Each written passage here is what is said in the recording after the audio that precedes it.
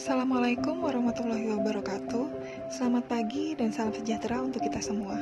Perkenalkan, nama saya Pratiwi, peserta Latsar CPNS Angkatan 43 Pemerintah Provinsi Kalimantan Utara. Hari ini saya akan menjelaskan tentang tugas saya terkait nilai akuntabilitas dan nasionalisme yang diberikan oleh tutor saya, Bapak Haji Budianto S. Kapners, MHP. Pada bulan April 2021, dunia kesehatan dihebohkan dengan berita penganiayaan terhadap perawat CRS yang terjadi di Rumah Sakit Siloam, Palembang. Hal ini tentu saja menjadi berita mengagetkan untuk kita, khususnya bagi perawat-perawat di Indonesia.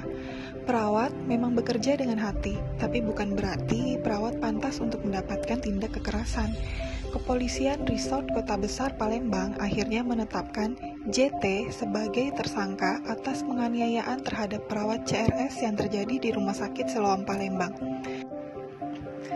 Bahkan, kasus penganiayaan ini juga mengundang perhatian Gubernur Sumatera Selatan dan pengurus DPW PPNI Palembang yang terus melakukan pendampingan terhadap kasus yang sedang ditangani oleh kepolisian.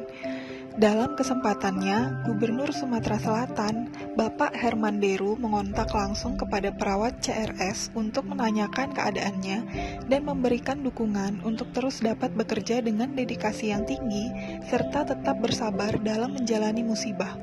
Selain itu, Gubernur juga berpesan kepada masyarakat Sumatera Selatan yang mendapatkan pelayanan kesehatan diharapkan untuk memberikan kepercayaan kepada petugas medis yang menanganinya.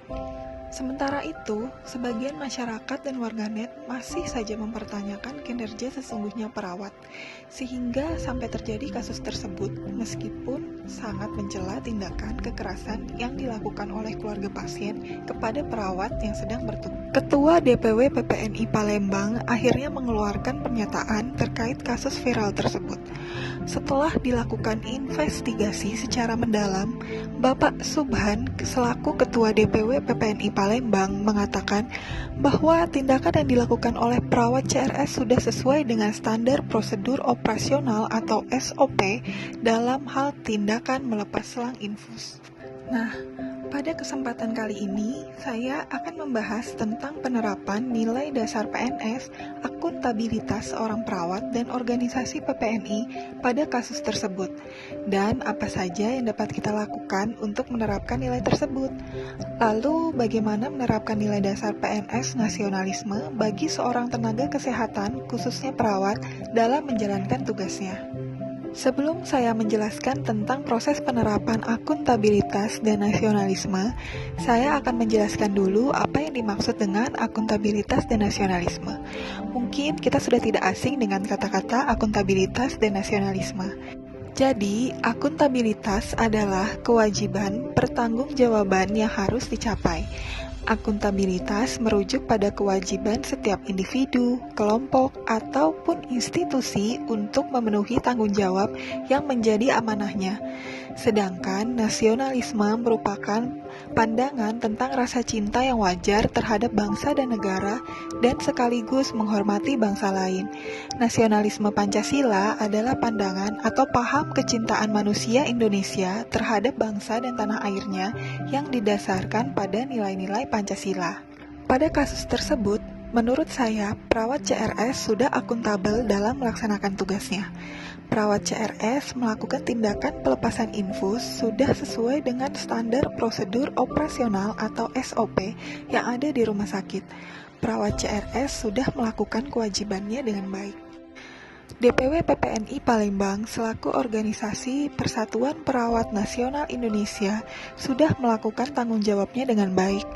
PPNI selaku rumah bagi perawat-perawat di Indonesia dan sebagai organisasi yang melindungi perawat di seluruh Indonesia.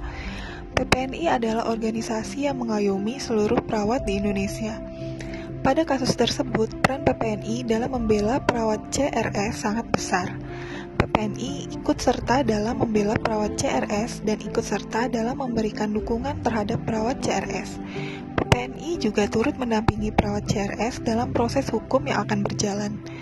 Dalam hal ini, PPNI menjadi organisasi yang memiliki integritas dan bertanggung jawab terhadap kesejahteraan anggotanya sesuai dengan penerapan nilai-nilai akuntabilitas.